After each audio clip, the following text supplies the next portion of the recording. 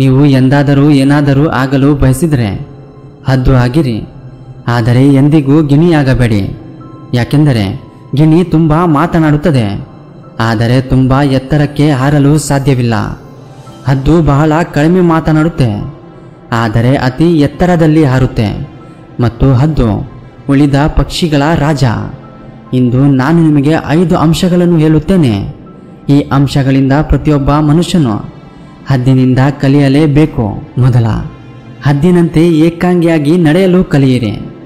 ಹದ್ದು ಏಕಾಂಗಿಯಾಗಿ ಹಾರುತ್ತದೆ ಮತ್ತು ಇತರೆ ಪಕ್ಷಿಗಳಿಗಿಂತ ಎತ್ತರಕ್ಕೆ ಹಾರುತ್ತೆ.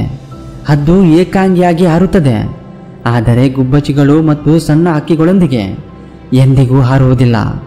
ಹದ್ದು ಯಾವಾಗಲೂ ಹದ್ದಿನ ಜೊತೆ ಹಾರುತ್ತೆ ಅಥವಾ ಏಕಾಂಗಿಯಾಗಿ ಹಾರುತ್ತೆ. ಇದರಿಂದ ಕಲಿಯುವ ಪಾಠವೇನೆಂದರೆ ಯಾವಾಗಲೂ ಸಣ್ಣ ಮನಸ್ಸಿನ ಜನರಿಂದ ದೂರವಿರಿ ಮತ್ತು ಏಕಾಂಗಿಯಾಗಿರಿ, ಏಕೆಂದರೆ ನಿಮ್ಮನ್ನು ತಿಳಿದುಕೊಳ್ಳಲು ಇದು ಉತ್ತಮ ಸಮಯ. 2, ಹದ್ದಿನಂತೆ ನಿಮ್ಮ ಗುರಿಯ ಮೇಲೆ ಕಾನ್ಸಂಟ್ರೇಷನ್ ಮಾಡಿ. ಹೌದು, ಹದ್ದಿನ ದೃಷ್ಟಿ ತುಂಬ ಸ್ಪಷ್ಟವಾಗಿರುತ್ತೆ ಮತ್ತು ತುಂಬ ಪ್ರಬಲವಾಗಿರುತ್ತೆ. ಹದ್ದು ತನ್ನ ಬೇಟೆಯನ್ನು 5 ಕಿಲೋಮೀಟರ್ ದೂರದಿಂದಲೇ ನೋಡಬಲ್ಲದು ಮತ್ತು ಒಮ್ಮೆ ಮಾತ್ರ ತನ್ನ ಗುರಿಯನ್ನು ನೋಡುತ್ತದೆ. ಆ ನಂತರ ದಾರಿಯಲ್ಲಿ ಎಷ್ಟೇ ಕಷ್ಟಗಳು ಬಂದರೂ ಅದು ತನ್ನ ಗುರಿಯನ್ನು ಸಾಧಿಸಿದ ನಂತರವೇ ಅಧಿಕಾರ ಹಿಡಿಯುತ್ತದೆ. ಇದರಿಂದ ಕಲಿಯೋ ಪಾಠವೇನೆಂದರೆ ನಿಮ್ಮ ವಿಷನ್, ನಿಮ್ಮ ಗುರಿ ಕ್ಲಿಯರ್ ಆಗಿಟ್ಟುಕೊಳ್ಳಿ. ನಿಮ್ಮ ಗುರಿಯನ್ನು ಸಾಧಿಸಲು ಎಷ್ಟೇ ಕಷ್ಟಗಳು ಎದುರಾದರೂ ಆ ಹದ್ದಿನಂತೆ ಹಿಂದೆ ಸರಿಯಬೇಡಿ. 3, ಹದ್ದು ಎಂದಿಗೂ ಸತ್ತ ಜೀವಿಗಳನ್ನು ತಿನ್ನುವುದಿಲ್ಲ. ಹೌದು, ಹದ್ದು ಎಂದಿಗೂ ಸತ್ತ ಪ್ರಾಣಿಗಳನ್ನು ತಿನ್ನುವುದಿಲ್ಲ. ಅದು ಯಾವಾಗಲೂ ಜೀವಂತ ಪಕ್ಷಿ ಪ್ರಾಣಿಗಳನ್ನು ಬೇಟೆಯಾಡುತ್ತದೆ. ಇದರಿಂದ ಕಲಿಯೋ ವಿಷಯವೇನೆಂದರೆ ನಮ್ಮ ಪಾಸ್ಟ್ ಕಳೆದು ಹೋಗಿದೆ, ನಮ್ಮ ಪಾಸ್ಟ್ ಸತ್ತಿದೆ. ಅದನ್ನು ಮರೆತು ಮುಂಬರುವ ಫ್ಯೂಚರ್ ಬಗ್ಗೆ ಆಲೋಚಿಸಬೇಕು. ಮುಂಬರುವ ತಾಜಾ ಜೀವನದ ಮೇಲೆ ಕೇಂದ್ರೀಕರಿಸಬೇಕು, ಕಾನ್ಸಂಟ್ರೇಷನ್ ಮಾಡಬೇಕು.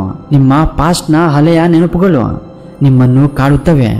ಅವು ಎಲ್ಲಿವೆ ಅಲ್ಲಿಯೇ ಇರಲಿ. ಅವುಗಳನ್ನು ನಿಮ್ಮ ಫ್ಯೂಚರಲ್ಲಿ ಸ್ಥಾನವನ್ನು ನೀಡಬೇಡಿ. 4, ಚಂಡಮಾರುತಗಳು ಬಂದಾಗ ಹದ್ದು ತುಂಬ ಉತ್ಸಾಹಕವಾಗುತ್ತದೆ. ಹೌದು, ಮಳೆ ಬಂದರೆ ಹಕ್ಕಿಗಳೆಲ್ಲ ಅಡಗಿದರೆ ಹದ್ದಿಗೆ ತುಂಬ ಖುಷಿಯಾಗುತ್ತದೆ. ಬಲವಾದ ಗಾಳಿ ಬೀಸಿದಾಗ ಹದ್ದು ಆ ಗಾಳಿಯ ಸಹಾಯದಿಂದ ಹೆಚ್ಚು ವೇಗವಾಗಿ ಮೇಲಕ್ಕೆ ಏರುತ್ತದೆ ಮತ್ತು ಅದು ಮೋಡಗಳ ಮೇಲೆ ತಲುಪುವಷ್ಟು ಎತ್ತರಕ್ಕೆ ಹಾರುತ್ತದೆ. ಇದರಿಂದ ಕಲಿಯೋ ವಿಷಯ ಪ್ರತಿಯೊಂದು ದೊಡ್ಡ ಸವಾಲು ಅದರೊಂದಿಗೆ ದೊಡ್ಡ ಅವಕಾಶವನ್ನು ನೀಡುತ್ತದೆ. ಆದ್ದರಿಂದ ಆ ಹದ್ದಿನಂತೆ ನೀವು ನಿಮ್ಮ ಅವಕಾಶವನ್ನು ಗುರುತಿಸಿ. ಆ ಅವಕಾಶಗಳನ್ನು ಗುರುತಿಸುವ ದಿನ ಎಲ್ಲ ಕಷ್ಟಗಳು ನಿಮ್ಮ ಕೆಳಗೆ ಇರುತ್ತವೆ ಮತ್ತು ನೀವು ಆ ಕಷ್ಟಗಳಿಂದ ಮೇಲಿರ್ತೀರ. 5, ಕಂಫರ್ಟ್ ಝೋನ್ನಿಂದ ಹೊರಬನ್ನಿ. ಹೌದು ಸ್ನೇಹಿತರೆ, ಹದ್ದು ಯಾವಾಗಲೂ ತನ್ನ ಗೂಡಿನಿಂದ ಸಾಫ್ಟ್ ಹುಲ್ಲನ್ನು ತೆಗೆದುಹಾಕುತ್ತದೆ. ಇದರಿಂದ ಹದ್ದಿನ ಮರಿಗಳು ಗೂಡಿನಲ್ಲಿ ಕಂಫರ್ಟ್ ಫೀಲ್ ಮಾಡಲು ಸಾಧ್ಯವಿಲ್ಲ, ಏಕೆಂದರೆ ಅವು ಗೂಡಿನಲ್ಲಿ ಕಂಫರ್ಟ್ ಆಗಿದ್ದರೆ ಅಲ್ಲಿಯೇ ಉಳಿಯಲು ಬಯಸುತ್ತವೆ.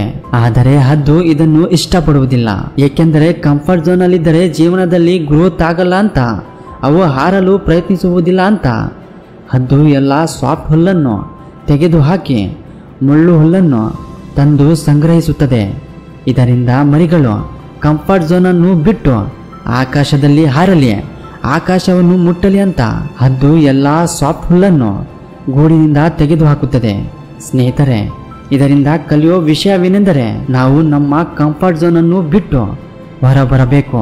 ಕಂಫರ್ಟ್ ಝೋನಲ್ಲಿ ಇರುವಷ್ಟು ಸೋಮಾರಿಗಳಾಗ್ತೀವಿ.